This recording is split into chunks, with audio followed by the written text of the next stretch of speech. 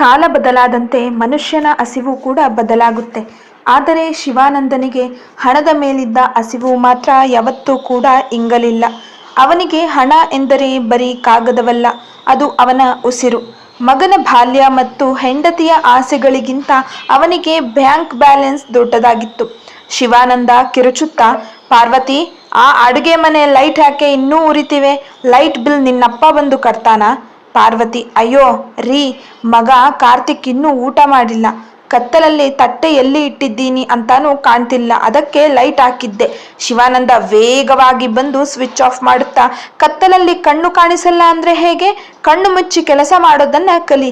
1 unit current ಅಂದ್ರೆ 3 ರೂಪಾಯಿ. ನಿನಗೆ ಅದು ಬರೀ 3 ರೂಪಾಯಿ ಇರಬಹುದು, ಆದ್ರೆ ಆ ಹಣ ಬ್ಯಾಂಕ್ನಲ್ಲಿ ಇಟ್ಟರೆ ಬಡ್ಡಿ ಬರುತ್ತೆ.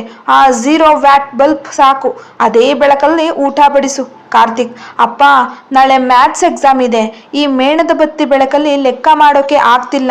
ಸ್ವಲ್ಪ ಹೊತ್ತು ಲೈಟ್ ಹಾಕಿ ಅಪ್ಪ. ಶಿವಾನಂದ, ಲೇ ಕಾರ್ತಿಕ್, ಲೈಟ್ ಬೆಳಕಲ್ಲೇ ಓದಿದ್ರೆ ಮಾತ್ರ ರಾಮಾನುಜನ್ ಆಗ್ತೀಯಾ ಅನ್ಕೊಂಡಿದ್ದೀಯಾ? ಬೀದಿ ದೀಪದ ಕೆಳಗೆ ಓದಿ ದೊಡ್ಡವರಾದವರು ಎಷ್ಟೋ ಜನ ಇದ್ದಾರೆ. ನಿನಗೆ ಮನೆಯಲ್ಲಿ ಒಂದು ಮೇಣದ ಬತ್ತಿ ಕೊಟ್ಟಿದ್ದೇ ಹೆಚ್ಚು. ಈ ಕಷ್ಟ ಇವತ್ತು ಅನುಭವಿಸಿದ್ರೆ ಮಾತ್ರ ನಾಳೆ ನೀನು ದೊಡ್ಡ ಆಸ್ತಿಗೆ ಒಡೆಯ ಆಗ್ತೀಯ. ಸುಮ್ಮನೆ ಓದು. ಪಾರ್ವತಿ, ರೀ, ಕಾರ್ತಿಕ್ ಇವತ್ತು ಸ್ಕೂಲ್ ಹತ್ರ ಐಸ್ ಕ್ರೀಮ್ ಬೇಕು ಅಂತ ಹೇಳ್ತಿದ್ದ. 10 ರೂಪಾಯಿ ಅಲ್ವಾ, ಕೊಡಿಸಬಾರ್ದಿತ್ತಾ? ಶಿವಾನಂದ, 10 ರೂಪಾಯಿ ಅಂದ್ರೆ ನಿನಗೆ ತಮಾಷೆನಾ ಪಾರ್ವತಿ? ಇವತ್ತು 10 ರೂಪಾಯಿ ಐಸ್ ಕ್ರೀಮ್ ತಿಂದ್ರೆ ನಾಳೆ 100 ರೂಪಾಯಿ ಬಿರಿಯಾನಿ ಕೇಳ್ತಾನೆ. ಆಸೆನ ಈಗನೇ ಚಿವುಟಿ ಹಾಕಬೇಕು. ನಾವೀಗ ಹೊಟ್ಟೆ ಕಟ್ಟಿ ಉಳಿಸಿದ್ರೆ ಮಾತ್ರ ನಾಳೆ ಇವನಿಗೆ ಒಂದು ದೊಡ್ಡ ಬಂಗಲೆ ಕಟ್ಟಬಹುದು. ನಾಲಿಗೆ ರುಚಿಗಿಂತ ನಾಳಿನ ಆಸ್ತಿ ಮುಖ್ಯ. ಪಾರ್ವತಿ, ಗಂಜಿ ಕುಡಿದು ಕುಡಿದು ಮಗ ಮುಖ ಸಣ್ಣಗೆ ಮಾಡ್ಕೊಂಡಿದ್ದಾನೆ. ಸ್ವಲ್ಪ ತರಕಾರಿ ತರೋಣ ಅಂದ್ರೂ ಹಣ ಅಂತೀರಾ. ನಮಗೆ ಬೇಕಿರೋದು ಈ ಕ್ಷಣದ ನೆಮ್ಮದಿ ರೀ. ಶಿವಾನಂದ, ನೆಮ್ಮದಿ ಅನ್ನೋದು ಹೊಟ್ಟೆಯಲ್ಲಿ ಇರಬಾರ್ದು, ಪ್ಯಾಕೆಟ್ನಲ್ಲಿ ಇರಬೇಕು. ಈ ಗಂಜಿ ಆರೋಗ್ಯಕ್ಕೆ ಒಳ್ಳೆಯದು. ಸುಮ್ಮನೆ ಮಾತಾಡದೆ ಊಟ ಮಾಡಿ ಆ ಮೇಣದ ಬತ್ತಿನೂ ಬೇಗ ಆರಿಸಿ ಮಲಗಿ. ಮೇಣದ ಬತ್ತಿ ಕೂಡ ಪುಕ್ಕಟ್ಟೆ ಬರಲ್ಲ. ಆ ಮನೆಯಲ್ಲಿ ಹಣದ ರಾಶಿ ಇತ್ತು, ಆದರೆ ಮನಸ್ಸುಗಳು ಬಡವಾಗಿದ್ದವು. ಶಿವಾನಂದ ತನ್ನ ಮಗನಿಗಾಗಿ ಆಸ್ತಿ ಮಾಡುತ್ತಿದ್ದೇನೆ ಎಂದು ನಂಬಿದ್ದ. ಆದರೆ ಮಗನ ಬಾಲ್ಯದ ಪ್ರತಿಯೊಂದು ಖುಷಿಯನ್ನು ಅವನು ಹಣದ ಜೊತೆಗೆ ಬ್ಯಾಂಕಿನಲ್ಲಿ ಲಾಕ್ ಮಾಡುತ್ತಿದ್ದ. ಅದು ಅವನಿಗೆ ಗೊತ್ತಿರಲಿಲ್ಲ. ದಿನಗಳು ಉರುಳುತ್ತಿದ್ದವು. ಕಾರ್ತಿಕ್ ಬೆಳೆಯುತ್ತಿದ್ದಂತೆ ಅವನ ಆಸೆಗಳು ಬೆಳೆಯಲಿಲ್ಲ, ಬದಲಾಗಿ ಅವಮಾನಗಳು ಬೆಳೆಯತೊಡಗಿದವು. ಶಿವಾನಂದನಿಗೆ ಮಗನ ಸ್ಕೂಲ್ ಫೀಸ್ ಕಟ್ಟುವುದು ಕೂಡ ಒಂದು ಅನಗತ್ಯ ಖರ್ಚಿನಂತೆ ಕಾಣುತ್ತಿತ್ತು. ಕಾರ್ತಿಕ್ ನಿಧಾನವಾಗಿ ಅಪ್ಪನ ಬಳಿ ಬಂದು, ಅಪ್ಪ, ಸ್ಕೂಲ್ ಬ್ಯಾಗ್ ಪೂರ್ತಿ ಹರಿದು ಹೋಗಿದೆ. ಪುಸ್ತಕಗಳೆಲ್ಲ ಕೆಳಗೆ ಬೀಳ್ತಿವೆ. ಎಲ್ಲರೂ ನನ್ನ ನೋಡಿ ಭಿಕ್ಷುಕ ಅಂತ ರೇಗಿಸ್ತಾರೆ. ಒಂದು ಹೊಸ ಬ್ಯಾಗ್ ಕೊಡಿಸಿ ಅಪ್ಪ. ಶಿವಾನಂದ ಪೇಪರ್ ಓದುತ್ತಾ, ಭಿಕ್ಷುಕ ಅಂದ ತಕ್ಷಣ ನೀನು ಭಿಕ್ಷುಕ ಆಗ್ತೀಯ? ಜಗತ್ತು ಹಾಗೆಯೇ ಏನಾದರೂ ಅಂದೇ ಅಂತಿರುತ್ತೆ. ಬ್ಯಾಗ್ ಹರಿದ್ರೆ ಅದಕ್ಕೆ ತೇಪೆ ಹಾಕಬೇಕು. ಪಾರ್ವತಿ, ಆ ಹಳೆಯ ಸೂಜಿ ದಾರ ತಗೊಂಡು ಬಾ. ಪಾರ್ವತಿ, ರೀ, ಆ ಬ್ಯಾಗ್ ಹರಿದು ಚಿಂದಿ ಆಗಿದೆ. ಹೊಲಿಯೋಕೆ ಜಾಗವೇ ಇಲ್ಲ. 100 ರೂಪಾಯಿ ಹಾಕಿದ್ರೆ ಒಂದು ಹೊಸ ಬ್ಯಾಗ್ ಬರುತ್ತೆ. ಮಗನಿಗೆ ಅಷ್ಟು ಮಾಡಬಾರ್ದಾ? ಶಿವಾನಂದ ಕೋಪದಿಂದ, 100 ರೂಪಾಯಿ ಅಂದ್ರೆ ನಿನಗೆ ಮಣ್ಣ? ಆ 100 ರೂಪಾಯಿನ ಯಾವುದಾದರೂ ಸ್ಕೀಮ್ನಲ್ಲಿ ಹಾಕಿದ್ರೆ 10 ವರ್ಷಕ್ಕೆ 200 ರೂಪಾಯಿ ಆಗುತ್ತೆ. ಬ್ಯಾಗ್ ತಗೊಂಡ್ರೆ ಅದು ಹರಿಯುತ್ತೆ ಹೊರತು ಬೆಳೆಯಲ್ಲ. ಆ ಹಳೆಯ ಗೋಣಿ ಚೀಲದ ಪೀಸ್ ಇತ್ತು ನೋಡು, ಅದನ್ನೇ ಹಚ್ಚಿ ಹೊಲಿದು ಕೊಡು. ಕಾರ್ತಿಕ್ ಕಣ್ಣೀರು ಹಾಕುತ್ತಾ, ಅಪ್ಪ, ಪ್ಲೀಸ್ ಅಪ್ಪ, ಎಲ್ಲರೂ ಬಣ್ಣ ಬಣ್ಣದ ಬ್ಯಾಗ್ ತರ್ತಾರೆ. ನನಗೆ ಈ ತೇಪೆ ಹಾಕಿರೋ ಬ್ಯಾಗ್ ತಗೊಂಡು ಹೋಗೋಕೆ ಸಂಕೋಚ ಆಗುತ್ತೆ. ಶಿವಾನಂದ, ಸಂಕೋಚ ಪಡೋಕೆ ನೀನೇನು ಕಳ್ಳತನ ಮಾಡಿದ್ದೀಯಾ? ಸ್ವಾಭಿಮಾನ ಇರಲಿ ಕಾರ್ತಿಕ್. ಈ 100 ರೂಪಾಯಿ ಉಳಿಸಿದ್ರೆ ಅದು ನಿನ್ನ ಭವಿಷ್ಯದ ಆಸ್ತಿಗೆ ಸೇರುತ್ತೆ. ಇವತ್ತು ಹರಿದ ಬ್ಯಾಗ್ ಹಾಕೋ, ನಾಳೆ ನೀನು ದೊಡ್ಡ ಕಾರಿನಲ್ಲಿ ಹೋಗ್ತೀಯ. ಪಾರ್ವತಿ, ಬೇಗ ಹೊಲಿದು ಕೊಡು, ಟೈಮ್ ವೇಸ್ಟ್ ಮಾಡಬೇಡ. ಪಾರ್ವತಿ ಹೊಲಿಯುತ್ತಾ ಕಣ್ಣೀರು ಹಾಕುತ್ತಾ, ಹಸಿವು ತಡೆಯೋದು ಕಲಿಸಿದ್ರೆ, ಕತ್ತಲಲ್ಲಿ ಇರೋದು ಕಲಿಸಿದ್ರೆ, ಈಗ ಈ ಅವಮಾನ ಸಹಿಸಿಕೊಳ್ಳೋದನ್ನು ಕಲಿಸ್ತಿದ್ದೀರಾ. ನಿಮ್ಮ ಬ್ಯಾಂಕ್ ಬ್ಯಾಲೆನ್ಸ್ ನಿಮ್ಮ ಜೊತೆ ಚಿತೆಗೆ ಬರುತ್ತಾರೀ. ಶಿವಾನಂದ, ಮಾತು ನಿಲ್ಲಿಸು ಪಾರ್ವತಿ. ಹಣ ಇರೋವನಿಗೆ ಮಾತ್ರ ಈ ಲೋಕದಲ್ಲಿ ಬೆಲೆ. ನಾಳೆ ಕಾರ್ತಿಕ್ ಹೆಸರಲ್ಲಿ 3 ಸೈಟ್ ತಗೊಂಡಾಗ ನೀನೇ ನನ್ನ ಕಾಲು ಹಿಡಿತೀಯ. ಹಣ ಅನ್ನೋದು ರಕ್ತ ಇದ್ದ ಹಾಗೆ, ಅದನ್ನ ಹರಿಯೋಕೆ ಬಿಡಬಾರದು, ಹಿಡಿದು ಇಡಬೇಕು. ಕಾರ್ತಿಕ್ ಮನಸ್ಸಿನಲ್ಲೇ, ಅಪ್ಪ, ನನಗೆ ನಿಮ್ಮ ಆಸ್ತಿ ಬೇಡ. ಸ್ಕೂಲ್ನಲ್ಲಿ ತಲೆ ಎತ್ತಿ ನಡೆಯೋಕೆ ಒಂದು ಬ್ಯಾಗ್ ಕೊಟ್ಟಿದ್ರೆ ಅಷ್ಟೇ ಸಾಕಿತ್ತು. ನಿಮ್ಮ ಪ್ರೀತಿಗಿಂತ ನಿಮ್ಮ ಜಿಪುಣತನವೇ ದೊಡ್ಡದಾಗಿ ಬಿಡ್ತು. ಕಾರ್ತಿಕ್ ಅಂದು ಕಣ್ಣೀರು ಒರೆಸಿಕೊಂಡು ಆ ತೇಪೆ ಹಾಕಿದ ಬ್ಯಾಗ್ ಹಿಡಿದು ಶಾಲೆಗೆ ನಡೆದ. ಅಂದು ಅವನ ಬ್ಯಾಗ್ ಮಾತ್ರ ಒಲಿಯಲ್ಪಟ್ಟಿರಲಿಲ್ಲ. ಅವನ ಮನಸ್ಸು ಕೂಡ ಅಪ್ಪನಿಂದ ಶಾಶ್ವತವಾಗಿ ದೂರವಾಗಲು ಶುರುವಾಗಿತ್ತು. ಶಿವಾನಂದನಿಗೆ ಉಳಿತಾಯದ ಲೆಕ್ಕಾಚಾರದಲ್ಲಿ ಮಗನ ಮನಸ್ಸು ಒಡೆದು ಹೋಗುತ್ತಿರುವುದು ಕಾಣಿಸಲೇ ಇಲ್ಲ. ವರ್ಷಗಳು ಉರುಳಿದವು. ಕಾರ್ತಿಕ್ ಈಗ PUC ಮುಗಿಸಿ ಇಂಜಿನಿಯರಿಂಗ್ ಸೇರುವ ಹಂತಕ್ಕೆ ಬಂದಿದ್ದ. ಶಿವಾನಂದನ ಬ್ಯಾಂಕ್ ಬ್ಯಾಲೆನ್ಸ್ ಈಗ ಲಕ್ಷಗಳಿಂದ ಕೋಟಿಯತ್ತ ಸಾಗುತ್ತಿತ್ತು. ಆದರೆ ಮನೆಯಲ್ಲಿ ಮಾತ್ರ ಇಂದಿಗೂ ಹರಿದ ಬಟ್ಟೆ, ಹಳಸಿದ ಗಂಜಿ ಮತ್ತು ಕತ್ತಲೆಯ ರಾಜ್ಯಭಾರ ಮಾಡುತ್ತಿತ್ತು. ಕಾರ್ತಿಕ್, ಅಪ್ಪ, ಇಂಜಿನಿಯರಿಂಗ್ ಕಾಲೇಜ್ನಲ್ಲಿ ಸೀಟ್ ಸಿಕ್ಕಿದೆ. ಸೀಟ್ಗೆ ಹೋಗಿ ಸೇರ್ಬೇಕಾಗುತ್ತೆ. ಹಾಸ್ಟೆಲ್ ಫೀಸ್ ಮತ್ತೆ ಕಾಲೇಜ್ ಫೀಸ್ ಸೇರಿ 1,00,000 ರೂಪಾಯಿ ಬೇಕು ಅಪ್ಪ. ಶಿವಾನಂದ ಶಾಕ್ ಆದಂತೆ, 1,00,000ನಾ? ಲೇ ಕಾರ್ತಿಕ್, 1,00,000 ಅಂದ್ರೆ ಎಷ್ಟು ದೊಡ್ಡ ಮೊತ್ತ ಅಂತ ಗೊತ್ತಾ? ನಾನು ಇವತ್ತಿನವರೆಗೆ 1,00,000ನ ಒಂದೇ ಸಲಕ್ಕೆ ಖರ್ಚು ಮಾಡಿಲ್ಲ. ಇಷ್ಟೊಂದು ಹಣನ ಆ ಕಾಲೇಜಿನವರಿಗೆ ಯಾಕೆ ಸುರಿಯಬೇಕು? ಯಾವುದಾದರೂ ಸಣ್ಣ ಕೋರ್ಸ್ ಸೇರ್ಕೋಬಾರ್ದಾ? ಪಾರ್ವತಿ, ರೀ, ಮಗ ಓದಿ ದೊಡ್ಡ ಕೆಲಸಕ್ಕೆ ಹೋಗ್ತೀನಿ ಅಂತಿದ್ದಾನೆ. ಅಷ್ಟೊಂದು ಹಣ ಬ್ಯಾಂಕಿನಲ್ಲಿ ಇಟ್ಕೊಂಡು ಏನ್ ಮಾಡ್ತೀರಾ? ಮಗನ ವಿದ್ಯಾಭ್ಯಾಸಕ್ಕಿಂತ ನಿಮಗೆ ಆಸ್ತಿ ದೊಡ್ಡದಾ? ಶಿವಾನಂದ, ನೀನು ಸುಮ್ಮನಿರು ಪಾರ್ವತಿ.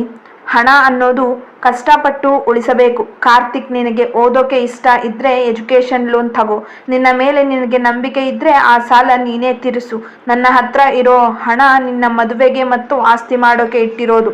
ಅದನ್ನ ಈಗಲೇ ಖರ್ಚು ಮಾಡಿದ್ರೆ ಮುಂದೆ ನೀನು ಬೀದಿಗೆ ಬರ್ತೀಯ. ಕಾರ್ತಿಕ್, ಅಪ್ಪ, ಎಲ್ಲರ ತಂದೆ ತಮ್ಮ ಮಕ್ಕಳ ಶಿಕ್ಷಣಕ್ಕೆ ಅಂತ ಹಣ ಉಳಿಸ್ತಾರೆ.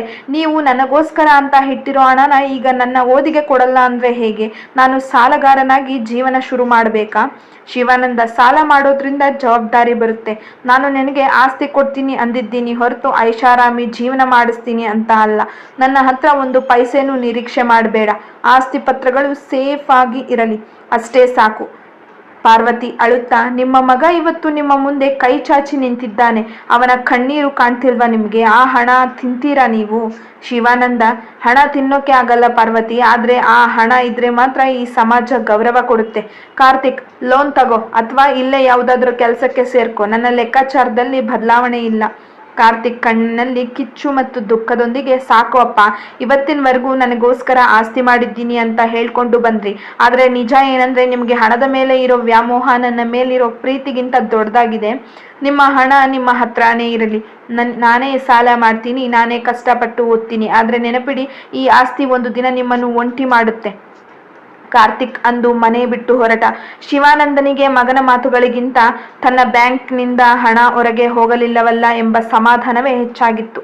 ಶಿವಾನಂದನಿಗೆ ತಾನು ದೊಡ್ಡ ವಿಜಯ ಸಾಧಿಸಿದಂತೆ ಭಾಸವಾಯಿತು. ಆದರೆ ಅವನು ತನ್ನ ಮಗನನ್ನೇ ಸೋಲಿಸಿದ್ದಾನೆ ಎಂಬ ಅರಿವು ಅವನಿಗಾಗಲಿಲ್ಲ. ಕಾರ್ತಿಕ್ ಸಿಟಿಗೆ ಬಂದು ಸೇರಿದ. ತಂದೆ ಹಣ ಕೊಡದಿದ್ದರೂ ಛಲ ಬಿಡದೆ ಬ್ಯಾಂಕ್ ಲೋನ್ ಪಡೆದ. ಹಗಲು ಕಾಲೇಜಿಗೆ ಹೋಗಿ ರಾತ್ರಿ ಹೊತ್ತು ಸಣ್ಣ ಪುಟ್ಟ ಪಾರ್ಟ್ ಟೈಮ್ ಕೆಲಸ ಮಾಡುತ್ತಾ ತನ್ನ ಹೊಟ್ಟೆ ಹೊರೆಸಿಕೊಳ್ಳುತ್ತಿದ್ದ.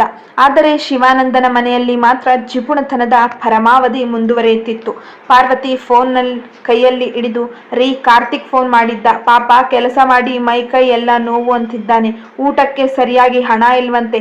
ಕೇವಲ 2,000 ರೂಪಾಯಿ ಕಳಿಸಿಕೊಡಿರಿ.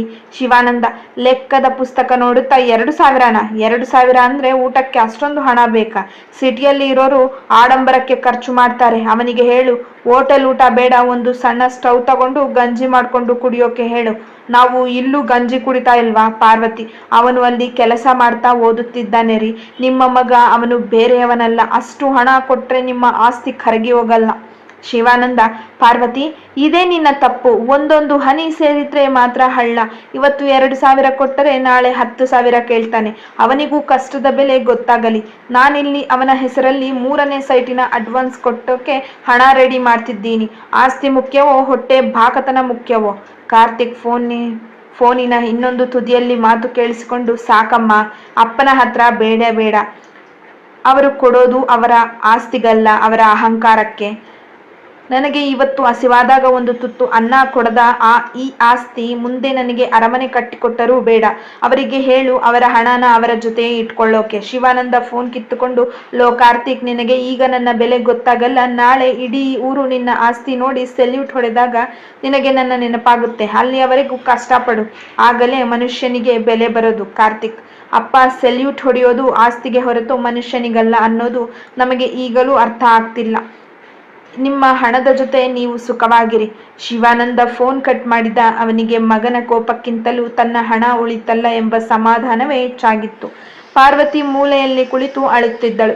ಕಾರ್ತಿಕ್ ಸಿಟಿಯ ಒಂದು ಸಣ್ಣ ರೂಮಿನಲ್ಲಿ ಹಸಿದ ಹೊಟ್ಟೆಯಲ್ಲಿ ಪುಸ್ತಕ ಹಿಡಿದು ಕುಳಿತಿದ್ದ.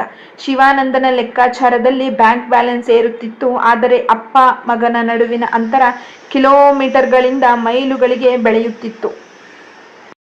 4 ವರ್ಷಗಳು ಉರುಳಿದವು. ಕಾರ್ತಿಕ್ ಹಗಲು ರಾತ್ರಿ ಕಷ್ಟಪಟ್ಟು ಓದಿ ಕೆಲಸ ಮಾಡಿ ಇಂದು ಒಂದು ದೊಡ್ಡ ಸಾಫ್ಟ್ವೇರ್ ಕಂಪನಿಯಲ್ಲಿ ಮ್ಯಾನೇಜರ್ ಆಗಿದ್ದಾನೆ. ಅವನ ಕೈಯಲ್ಲಿ ಈಗ ಹಣವಿದೆ, ಕಾರಿದೆ, ಗೌರವವಿದೆ. ಆದರೆ ಅವನ ಹೃದಯದಲ್ಲಿ ಅಪ್ಪನ ಬಗ್ಗೆ ಇದ್ದ ಪ್ರೀತಿ ಮಾತ್ರ ಬತ್ತಿ ಹೋಗಿದೆ. ಹಬ್ಬಗಳಿಗೂ ಮನೆಗೆ ಬರುವುದನ್ನು ಅವನು ನಿಲ್ಲಿಸಿಬಿಟ್ಟಿದ್ದಾನೆ.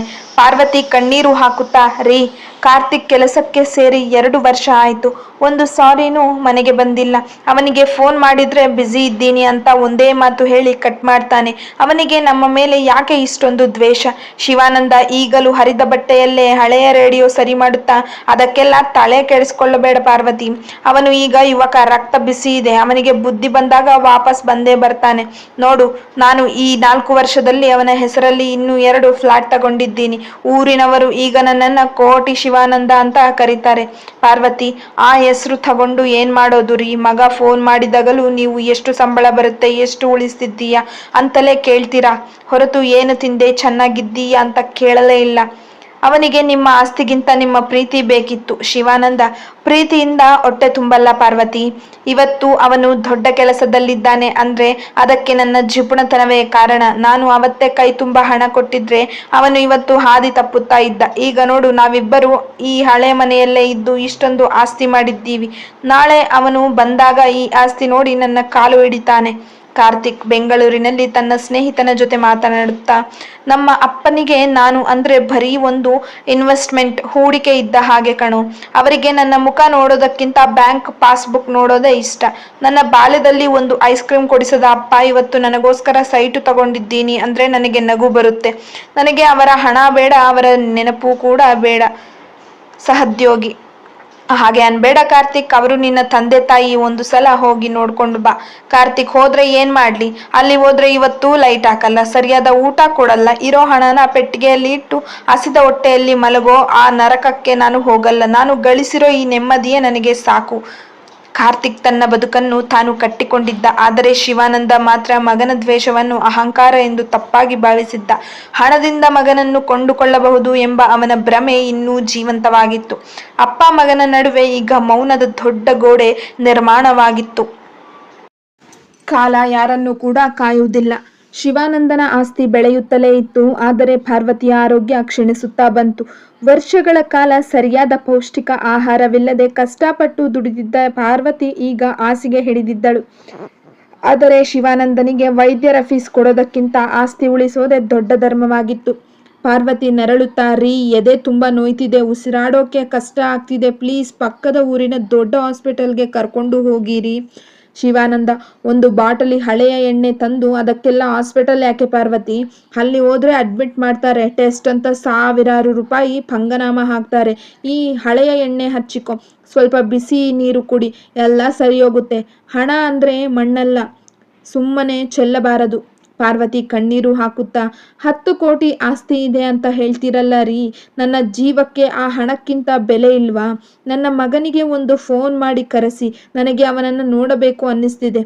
ಶಿವಾನಂದ, ಮಗನನ್ನ ಕರೆಸಿದ್ರೆ ಅವನು ಕಾರ್ ತಗೊಂಡು ಬರ್ತಾನೆ, ಅದಕ್ಕೆ ಪೆಟ್ರೋಲ್ ಖರ್ಚು. ಇಲ್ಲಿ ಬಂದ್ರೆ ಹೋಟೆಲ್ ಊಟದ ಖರ್ಚು ಬೇಡ.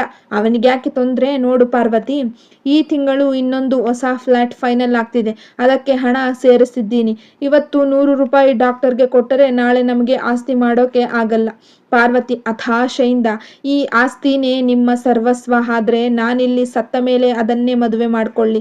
ಮಗನಿಗೆ ಕೊಡೋ ಆಸ್ತಿನಲ್ಲಿ ಅವನ ತಾಯಿನೇ ಇರಲ್ಲ ಅಂದಮೇಲೆ ಆ ಆಸ್ತಿಗೆ ಏನು ಬೆಲೆ ರೀ? ಶಿವಾನಂದ ಗಟ್ಟಿಯಾಗಿ, ಬಾಯ್ಮುಚ್ಚು ಪಾರ್ವತಿ, ನಿನಗೇನು ಗೊತ್ತಿಲ್ಲ.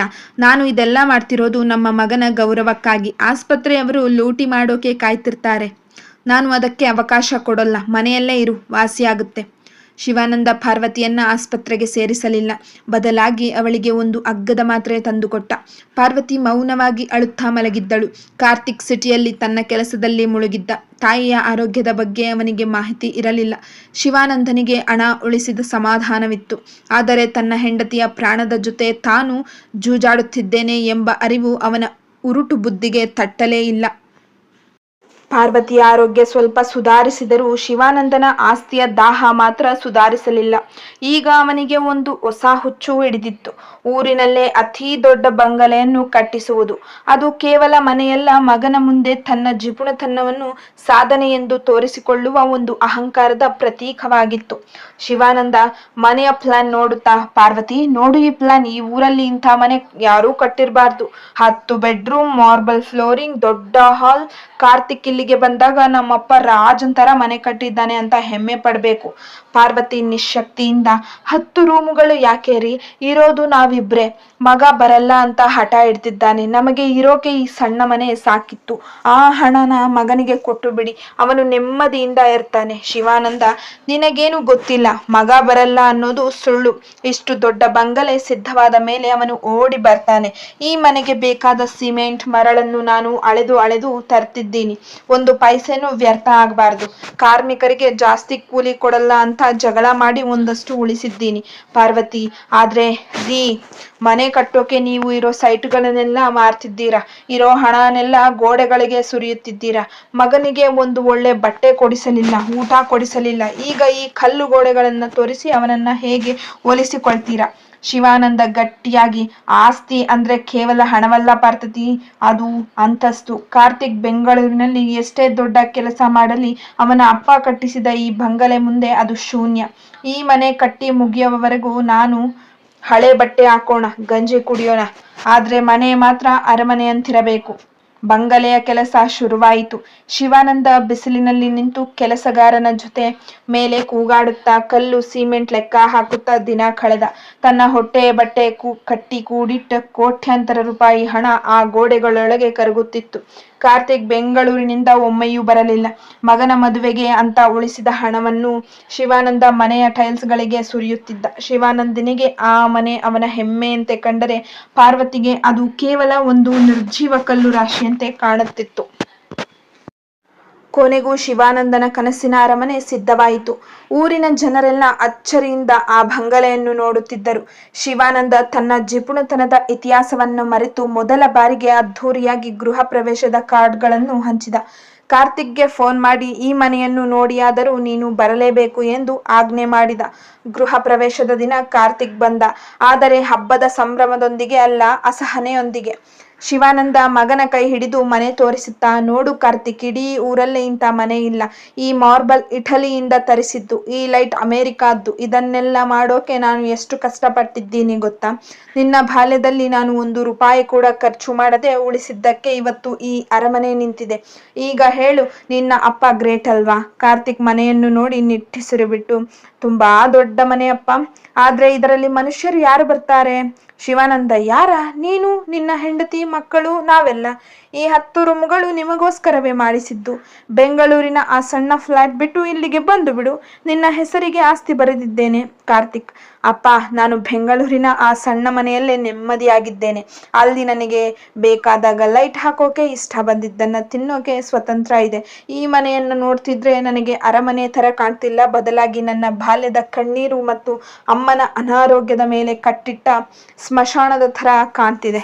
ಶಿವಾನಂದ ದಿಗ್ಭ್ರಮೆಗೊಂಡು, ಏನೋ ಹೇಳ್ತಿದ್ದೀಯಾ? ಇಷ್ಟು ದೊಡ್ಡ ಮನೆ ಕಟ್ಟೋಕೆ ನಾನು ಹೊಟ್ಟೆಗಿಲ್ಲದೆ ದುಡಿತಿದ್ದೀನಿ. ನೀನು ಬಂದ ತಕ್ಷಣ ಇದನ್ನ ಮೆಚ್ಚಿಕೊಳ್ತೀಯ ಅನ್ಕೊಂಡಿದ್ದೆ. ನಿನಗೆ ಈ ಆಸ್ತಿಯ ಬೆಲೆ ಗೊತ್ತಿಲ್ಲವಾ? ಕಾರ್ತಿಕ್, ಬೆಲೆ ಗೊತ್ತಿದೆ ಅಪ್ಪ, ಆದ್ರೆ ಮೌಲ್ಯ ಗೊತ್ತಿಲ್ಲ.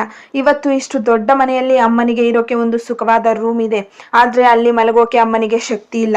ನನಗೋಸ್ಕರ ಅಂತ ಈ ಬೆಲೆ ಬಾಳುವ ಸೋಫಾ ತಂದಿದ್ದೀರಾ, ಆದ್ರೆ ಇದರ ಮೇಲೆ ನಿಮ್ಮ ಜೊತೆ ಕುಳಿತು ಮಾತಾಡೋ ಪ್ರೀತಿ ನನ್ನಲ್ಲಿ ಉಳಿದಿಲ್ಲ. ನೀವು ಗೋಡೆಗಳನ್ನ ಕಟ್ಟಿದ್ರಿ ಅಪ್ಪ, ಆದ್ರೆ ಈ ಮನೆಯಲ್ಲಿ ವಾಸಿಸುವ ಜೀವಗಳನ್ನ ಕಳ್ಕೊಂಡ್ರಿ. ಪಾರ್ವತಿ ದೂರದಿಂದಲೇ ಅಳುತ್ತಾ, ಕಾರ್ತಿಕ್, ಅಪ್ಪನಿಗೆ ಎದುರು ಮಾತನಾಡಬೇಡ ಮಗನೇ, ಅವರು ಜಿಪುಣರಾಗಿದ್ದರು ನಿನಗೋಸ್ಕರವೇ ತಾನೆ. ಕಾರ್ತಿಕ್, ಅಮ್ಮ, ನನಗೋಸ್ಕರ ಅವರು ಸೈಟು ತಗೊಂಡಿರಬಹುದು, ಮನೆ ಕಟ್ಟಿರಬಹುದು, ಆದ್ರೆ ನನಗೆ ಮಗನಾಗಿ ಬೇಕಾದದ್ದು ಅವರ ಸಮಯ ಮತ್ತು ಒಂದು ಸಣ್ಣ ಅಪ್ಪುಗೆ. ಹಸಿದಾಗ ತರಕಾರಿ ಕೊಡದ, ಓದಿಗೆ ಹಣ ಕೊಡದ ಈ ದೊಡ್ಡ ಮನೆ ನನಗೆ ಯಾವ ಸುಖ ಕೊಡುತ್ತೆ ಅಮ್ಮ? ಗೃಹ ಪ್ರವೇಶದ ಸಂಭ್ರಮ ಅಲ್ಲಿಗೆ ಮುಗಿಯಿತು. 10 ಬೆಡ್ರೂಮ್ಗಳ ಆ ಮನೆಯಲ್ಲಿ ಅಂದು ಕಾರ್ತಿಕ್ ಮಲಗಲಿಲ್ಲ. ಅವನು ಗೃಹ ಪ್ರವೇಶ ಮುಗಿದ ಕೂಡಲೇ ನಗರಕ್ಕೆ ವಾಪಸ್ ಹೋಗಲು ಸಿದ್ಧನಾದ. ಶಿವಾನಂದ ತನ್ನ ಕೋಟಿ ರೂಪಾಯಿಯ ಮನೆಯಲ್ಲಿ ನಿಂತಿದ್ದರೂ ಅವನಿಗೆ ಮೊದಲ ಬಾರಿಗೆ ತಾನು ಸೋತಿದ್ದೇನೆ ಎಂಬ ಭಾವನೆ ಕಾಡಲು ಶುರುವಾಯಿತು. ಕಾರ್ತಿಕ್ ಮರಳಿ ಬೆಂಗಳೂರಿಗೆ ಹೋದ ಮೇಲೆ ಆ ಅರಮನೆಯಂತಹ ಬಂಗಲೆ ಬಣಗುಡುತ್ತಿತ್ತು. 10 ಬೆಡ್ರೂಮ್ಗಳಿದ್ದರು. ಪಾರ್ವತಿ ಮತ್ತು ಶಿವಾನಂದ ಒಂದು ಮೂಲೆಯ ಸಣ್ಣ ರೂಮಿನಲ್ಲೇ ಮೌನವಾಗಿ ಕಾಲ ಕಳೆಯುತ್ತಿದ್ದರು. ಶಿವಾನಂದನಿಗೆ ಮೊದಲ ಬಾರಿಗೆ ಆ ದೊಡ್ಡ ಮನೆಯ ಗೋಡೆಗಳು ತನ್ನನ್ನೇ ತಿನ್ನಲು ಬರುತ್ತಿವೆ ಎಂದು ಅನ್ನಿಸತೊಡಗಿತು. ಅಹಂಕಾರ ಮುರಿದು ಬಿದ್ದಿತ್ತು. ಈಗ ಉಳಿದಿದ್ದು ಕೇವಲ ಮಗನನ್ನು ನೋಡುವ ಹಂಬಲ ಮಾತ್ರ. ಶಿವಾನಂದ ಒಂದು ಸ್ಟೀಲ್ ಪೆಟ್ಟಿಗೆಯಿಂದ ಕೆಲವು ಕಾಗದಗಳನ್ನು ಹೊರಗೆ ತೆಗೆಯುತ್ತಾ, ಪಾರ್ವತಿ, ನೋಡು, ಇದು ಈ ಮನೆ ಪತ್ರ, ಇದು 3 ಸೈಟುಗಳ ಪತ್ರ, ಮತ್ತೆ ಇದು 50 ಲಕ್ಷದ ಫಿಕ್ಸೆಡ್ ಡೆಪಾಸಿಟ್ ಬಾಂಡ್. ಕಾರ್ತಿಕ್ ಹತ್ರ ಹೋಗಿ ಇದೆಲ್ಲವನ್ನು ಅವನ ಕೈಗೆ ಇಟ್ಟು ಬರೋಣ. ಅವನು ಖಂಡಿತ ಈ ಆಸ್ತಿ ನೋಡಿ ಖುಷಿಯಾಗಿ ನಮ್ಮನ್ನ ಕ್ಷಮಿಸ್ತಾನೆ. ಪಾರ್ವತಿ ಬಹಳ ಸುಸ್ತಾಗಿ, ಈಗಲಾದರೂ ಅರ್ಥ ಮಾಡಿಕೊಳ್ಳಿ. ಅವನಿಗೆ ಈ ಕಾಗದದ ಮೇಲೆ ಇರೋ ಆಸ್ತಿ ಬೇಡ. ಅವನಿಗೆ ಬೇಕಿರೋದು ನಿಮ್ಮ ಮೇಲೆ ಇರೋ ನಂಬಿಕೆ.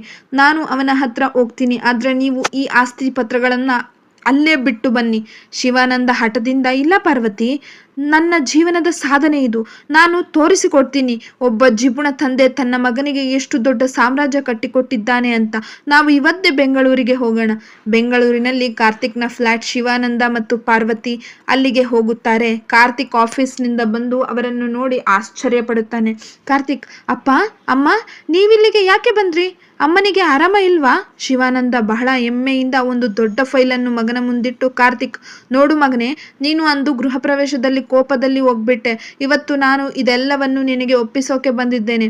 ಈ ಫೈಲ್ನಲ್ಲಿರೋದು 10 ಕೋಟಿ ರೂಪಾಯಿ ಆಸ್ತಿ. ನಾನು ನಿನ್ನ ಬಾಲ್ಯದಲ್ಲಿ ನಿನಗೆ ಏನು ಕೊಡಿಸಲಿಲ್ಲವೋ ಅದನ್ನೆಲ್ಲ ಇವತ್ತು ಬಡ್ಡಿ ಸಮೇತ ನಿನಗೆ ಕೊಟ್ಟಿದ್ದೀನಿ. ಇದನ್ನ ತಗೋ, ನನ್ನನ್ನು ಕ್ಷಮಿಸು. ಕಾರ್ತಿಕ್ ಆ ಫೈಲನ್ನು ಮುಟ್ಟದೆ, ಅಪ್ಪ, 10 ವರ್ಷಗಳ ಹಿಂದೆ ನಾನು ಒಂದು ಒಳ್ಳೆ ಕಾಲೇಜಿಗೆ ಸೇರೋಕೆ 1 ಲಕ್ಷ ರೂಪಾಯಿ ಕೇಳಿದಾಗ ಇದೇ ಫೈಲ್ ಎಲ್ಲಿದೆ ಅಂತ ನನಗೆ ತೋರಿಸಿದ್ರಿ. ಅಮ್ಮ ರೋಗದಿಂದ ನರಳುವಾಗ ಆಸ್ಪತ್ರೆಗೆ ಕರಕೊಂಡು ಹೋಗೋಕೆ ನಿಮ್ಮ ಹತ್ರ ಹಣ ಇರಲಿಲ್ವಾ? ಇವತ್ತು 10 ಕೋಟಿ ತಂದು ನನ್ನ ಮುಂದೆ ಇಟ್ಟಿದ್ದೀರಾ. ಆದ್ರೆ ಈ 10 ಕೋಟಿಯಿಂದ ನಾನು ಕಳೆದುಕೊಂಡ ನನ್ನ 15 ವರ್ಷಗಳ ಬಾಲ್ಯನ ವಾಪಸ್ ತರೋಕೆ ನಿಮ್ಮ ಕೈಲಿ ಆಗುತ್ತಾ? ಶಿವಾನಂದ ನಡುಗುವ ಧ್ವನಿಯಲ್ಲಿ, ಕಾರ್ತಿಕ್, ನಾನು ಇದೆಲ್ಲ ನಿನ್ನ ಭವಿಷ್ಯಕ್ಕೋಸ್ಕರ ಮಾಡಿದ್ದು. ಕಾರ್ತಿಕ್, ಭವಿಷ್ಯ ಅಂದ್ರೆ ಏನಪ್ಪ? ಈ ಕಾಗದದ ಪತ್ರಗಳ ನಾವು ಇವತ್ತು ಸ್ವಂತ ಶಕ್ತಿಗಿಂತ ಇದಕ್ಕಿಂತ ಜಾಸ್ತಿ ಸಂಪಾದಿಸ್ತಿದ್ದೀನಿ. ಇವತ್ತು ನನಗೆ ನಿಮ್ಮ ಹಣ ಬೇಡಪ್ಪ. ನನಗೆ ನಿಮ್ಮ ಜೊತೆ ಕಳೆಯೋಕೆ ಆ ಬಾಲ್ಯದ ಸಮಯ ಬೇಕಿತ್ತು. ಆ ಸಮಯನ ನೀವು ಯಾವುದೋ ಬ್ಯಾಂಕ್ ಅಕೌಂಟ್ನಲ್ಲಿ ಸೇವ್ ಮಾಡೋಕೆ ಹೋಗಿ ಕಳೆದು ಹಾಕಿದ್ರಿ. ಈ ಫೈಲ್ ತಗೊಂಡು ಹೋಗಿ ಅಪ್ಪ, ನನಗೆ ಇದು ಹೊರೆ ಅನ್ನಿಸ್ತಿದೆ. ಶಿವಾನಂದನ ಕೈಯಲ್ಲಿದ್ದ ಆಸ್ತಿ ಪತ್ರಗಳು ಕೆಳಗೆ ಬಿದ್ದವು. ಅಂದು ಕಾರ್ತಿಕ್ ತಂದೆಯ ಜಿಪುಣತನವನ್ನು ಕಂಡು ಅತ್ತಿದ್ದ. ಇಂದು ಶಿವಾನಂದ ತನ್ನ ಮಗನ ತಿರಸ್ಕಾರವನ್ನು ಕಂಡು ಬಿಕ್ಕಿ ಬಿಕ್ಕಿ ಅಳುತ್ತಿದ್ದ. ಹಣವಿದ್ದರೆ ಜಗತ್ತನ್ನೇ ಕೊಳ್ಳಬಹುದು ಅಂದುಕೊಂಡಿದ್ದ ಶಿವಾನಂದನಿಗೆ ಹಣದಿಂದ ತನ್ನ ಮಗನ ಪ್ರೀತಿಯನ್ನು ಕೊಳ್ಳಲು ಸಾಧ್ಯವಿಲ್ಲ ಎಂಬ ಸತ್ಯ ಸುಡುವ ಬೆಂಕಿಯಂತೆ ತಾಕಿತು. ಶಿವಾನಂದ ಮತ್ತು ಪಾರ್ವತಿ ಅಂದು ಮಗನ ಮನೆಯಿಂದ ಭಾರವಾದ ಮನಸ್ಸಿನಿಂದ ವಾಪಸ್ ಬಂದರು. ಕೈಯಲ್ಲಿದ್ದ ಆಸ್ತಿ ಪತ್ರಗಳು ಈಗ ಅವರಿಗೆ ಕೇವಲ ಬೆಲೆ ಇಲ್ಲದ ಕಾಗದದಂತೆ ಕಂಡವು. ಮಗ ಕೊಟ್ಟ ತಿರಸ್ಕಾರ ಶಿವಾನಂದನ ಕಣ್ಣುಗಳನ್ನು ಸಂಪೂರ್ಣವಾಗಿ ತೆರೆಸಿತ್ತು. 10 ಬೆಡ್ರೂಮ್ಗಳ ಆ ಬೃಹತ್ ಬಂಗಲೆ ಈಗ ಅವರಿಬ್ಬರಿಗೂ ಒಂದು ಜೈಲಿನಂತೆ ಕಾಣತೊಡಗಿತು. ಶಿವಾನಂದ ಒಂಟಿಯಾಗಿ ಹಜಾರದಲ್ಲಿ ಕುಳಿತು ಅಳುತ್ತಾ, ಪಾರ್ವತಿ, ನಾನು ಸೋತು ಬಿಟ್ಟೆ. ಜೀವನ ಪೂರ್ತಿ ಹಣದ ಹಿಂದೆ ಓಡಿ ಪ್ರೀತಿಯನ್ನೇ ಮರೆತು ಬಿಟ್ಟೆ. ಈ ದೊಡ್ಡ ಮನೆಯಲ್ಲಿ ಇವತ್ತು ನಿನಗೆ 1 ಗ್ಲಾಸ್ ನೀರು ಕೊಡೋಕು ಮಗ ಇಲ್ಲದ ಹಾಗೆ ಮಾಡಿಕೊಂಡೆ. ನಾನು ಉಳಿಸಿದ 1 ರೂಪಾಯಿಯು ಇವತ್ತು ನನಗೆ ಮುಳ್ಳಿನ ತರ ಚುಚ್ಚುತ್ತಿದೆ. ಪಾರ್ವತಿ ಅವನ ಪಕ್ಕದಲ್ಲಿ ಕುಳಿತು ಸಾಂತ್ವನ ಹೇಳುತ್ತಾ, ಈಗ ಅತ್ತು ಏನು ಪ್ರಯೋಜನ ರೀ? ಕಾಲ ಮಿಂಚಿ ಹೋಗಿದೆ. ನಾವು ಆಸ್ತಿ ಮಾಡೋ ಭರದಲ್ಲಿ ನಮ್ಮ ಮಗನ ಹೃದಯದಲ್ಲಿ ನಮಗಾಗಿ ಇದ್ದ ಜಾಗವನ್ನೇ ಕಳೆದುಕೊಂಡಿದ್ದೇವೆ. ಶಿವಾನಂದ, ಇಲ್ಲ ಪಾರ್ವತಿ, ಇನ್ನೂ ಸಮಯ ಮಿಂಚಿಲ್ಲ. ನನಗೆ ಈ ಪಾಪದ ಆಸ್ತಿ ಬೇಡ. ಇರೋದನ್ನೆಲ್ಲ ಮಾರಾಟ ಮಾಡ್ತೀನಿ. ನಮಗೆ ಎಷ್ಟು ಬೇಕೋ ಅಷ್ಟು ಇಟ್ಕೊಂಡು ಉಳಿದದ್ದನ್ನ ಅನಾಥಾಶ್ರಮಕ್ಕೆ ಕೊಡ್ತೀನಿ. ನಾನು ಕಾರ್ತಿಕ್ ಹತ್ರ ಹೋಗಿ ಆಸ್ತಿ ಪತ್ರ ತೋರಿಸಿ, ಅಲ್ಲ, ಒಬ್ಬ ಅಪ್ಪನಾಗಿ ಅವನ ಕಾಲು ಹಿಡಿದು ಕ್ಷಮೆ ಕೇಳಿಸ್ತೀನಿ. ಶಿವಾನಂದ ತನ್ನ ಜಿಪುಣತನದ ಹಠ ಬಿಟ್ಟ. ತನ್ನ ಎಲ್ಲ ಆಸ್ತಿಯನ್ನ ಮಾರಿ ಒಂದು ಸಣ್ಣ ಮನೆಯಲ್ಲಿ ನೆಮ್ಮದಿಯಿಂದ ಇರಲು ನಿರ್ಧರಿಸಿದ. ಉಳಿದ ಹಣವನ್ನು ಬಡ ಮಕ್ಕಳ ಶಿಕ್ಷಣಕ್ಕೆ ದಾನ ಮಾಡಿದ. ಒಂದು ದಿನ ಯಾವುದೇ ಆಸ್ತಿ ಪತ್ರಗಳಿಲ್ಲದೆ ಬರಿಗೈಯಲ್ಲಿ ಮಗನ ಮನೆಗೆ ಹೋದ. ಶಿವಾನಂದ ಕಾರ್ತಿಕ್ನ ಮುಂದೆ ನಿಂತು, ಕಾರ್ತಿಕ್, ಇವತ್ತು ನಿನ್ನ ಮುಂದೆ ನಿಂತಿರೋದು ಕೋಟಿ ಶಿವಾನಂದ ಅಲ್ಲ, ಬರೀ ನಿನ್ನ ಅಪ್ಪ. ನಾನು ಆ ಮನೆಯನ್ನ ಮಾರಿ ಬಂದಿದ್ದೇನೆ. ನನ್ನ ಹತ್ರ ಇವತ್ತು ನಿನ್ನ ಹೆಸರಿನಲ್ಲಿ ಬರೆಯೋಕೆ 1 ಸೈಟು ಇಲ್ಲ. ನಿನಗೆ ಬೇಕಾಗಿದ್ದ ಆ ಹಳೆಯ ಅಪ್ಪನಾಗಿ ವಾಪಸ್ ಬಂದಿದ್ದೀನಿ. ನನ್ನನ್ನ ಕ್ಷಮಿಸ್ತೀಯ ಮಗನೇ. ಕಾರ್ತಿಕ್ ತಂದೆಯ ಕಣ್ಣಲ್ಲಿ ಅಸಲಿ ಪ್ರೀತಿಯನ್ನು ಕಂಡು ಓಡಿ ಬಂದು ಅಪ್ಪನನ್ನು ಅಪ್ಪಿಕೊಳ್ಳುತ್ತಾನೆ. ಅಪ್ಪ, ನನಗೆ ಬೇಕಾಗಿದ್ದು ಇದೆ. ನನಗೆ ನಿಮ್ಮ ಹಣಕ್ಕಿಂತ ನಿಮ್ಮ ಅಪ್ಪುಗೆ ಬೇಕಿತ್ತು. ಆ ದೊಡ್ಡ ಬಂಗಲೆಗಿಂತ ನಿಮ್ಮ ಈ ಸಣ್ಣ ಪ್ರೀತಿ ನನಗೆ ಕೋಟಿ ರೂಪಾಯಿಗೆ ಸಮ. ಅಂದು ಆ ಮನೆಯಲ್ಲಿ ಕತ್ತಲೆ ಇರಲಿಲ್ಲ, ಬದಲಾಗಿ ಪ್ರೀತಿಯ ಬೆಳಕಿತ್ತು. ಶಿವಾನಂದ ಅಂದು ಕಣ್ಣೀರು ಹಾಕಿದರೂ ಅಂದು ಸಂಕಟದ್ದಲ್ಲ, ನೆಮ್ಮದಿಯದ್ದು. ಜಗತ್ತಿನಲ್ಲಿ ಅತಿ ದೊಡ್ಡ ಆಸ್ತಿ ಎಂದರೆ ಬ್ಯಾಂಕ್ ಬ್ಯಾಲೆನ್ಸ್ ಅಲ್ಲ, ಮನೆಯವರೊಂದಿಗೆ ಕಳೆಯುವ ಆ ಸುಂದರ ಕ್ಷಣಗಳು. ನೋಡಿದ್ರಲ್ಲ ವೀಕ್ಷಕರೇ, ಇದು ಕೇವಲ ಶಿವಾನಂದ್ ಮತ್ತು ಕಾರ್ತಿಕ್ ಕಥೆಯಲ್ಲ, ನಮ್ಮ ಸುತ್ತಮುತ್ತಲಿನ ಎಷ್ಟೋ ಮನೆಗಳಲ್ಲಿ ಪ್ರತಿದಿನ ನಡೆಯುತ್ತಿರುವ ವಾಸ್ತವ. ನಾವು ಓಡುತ್ತಿರೋದು ಯಾವುದರ ಹಿಂದೆ? ನಾಳೆ ಚೆನ್ನಾಗಿರಲಿ ಅನ್ನೋ ಕಾರಣಕ್ಕೆ. ಇವತ್ತಿನ ಸುಖವನ್ನು ಬಲಿ ಕೊಡ್ತಿದ್ದೀವಿ. ಮಕ್ಕಳಿಗಾಗಿ ಆಸ್ತಿ ಮಾಡಿ, ಮನೆ ಮಾಡಿ, ಕೋಟಿ ಕೋಟಿ ಹಣ ಉಳಿಸಿ ಬೇಡ ಅನ್ನಲ್ಲ. ಆದರೆ ಆ ಹಣವನ್ನು ಉಳಿಸೋ ಭರದಲ್ಲಿ ಅವರ ಬಾಲ್ಯವನ್ನು ಕಸಿದುಕೊಳ್ಳಬೇಡಿ. ಅವರಿಗೆ ಬೇಕಾಗಿರೋದು ನಿಮ್ಮ ಬ್ಯಾಂಕ್ ಪಾಸ್ಬುಕ್ ಅಲ್ಲ, ನಿಮ್ಮ ಪ್ರೀತಿಯ ಅಪ್ಪುಗೆ ಮತ್ತು ನೀವು ಅವರ ಜೊತೆ ಕಳೆಯೋ 2 ನಿಮಿಷದ ಮಾತು. ನೆನಪಿಡಿ, ನಾವು ಸತ್ತ ಮೇಲೆ ನಮ್ಮ ಜೊತೆ ಬರೋದು ನಾವು ಉಳಿಸಿದ ಹಣವಲ್ಲ, ನಾವು ಹಂಚಿದ ಪ್ರೀತಿ ಮಾತ್ರ. ನಿಮ್ಮ ತಂದೆ ತಾಯಿಯನ್ನ, ನಿಮ್ಮ ಮಕ್ಕಳನ್ನ ಇಂದೇ ಪ್ರೀತಿಸಿ, ಇಂದೇ ಅವರ ಜೊತೆ ಕಾಲ ಕಳೆಯಿರಿ. ಯಾಕಂದ್ರೆ ಕಾಲ ಮಿಂಚಿ ಹೋದ ಮೇಲೆ ಕೋಟಿ ಕೊಟ್ಟರೂ ಕಳೆದು ಹೋದ ಕ್ಷಣಗಳು ವಾಪಸ್ ಬರಲ್ಲ. ಈ ಕತೆ ನಿಮಗೆ ಇಷ್ಟವಾಗಿದ್ದರೆ ನಿಮ್ಮವರಿಗೂ ಶೇರ್ ಮಾಡಿ. ಬಹುಶಃ ಈ ಒಂದು ವಿಡಿಯೋ ಯಾರದ್ದಾದರೂ ಕಣ್ಣು ತೆರೆಸಬಹುದು. ಧನ್ಯವಾದಗಳು.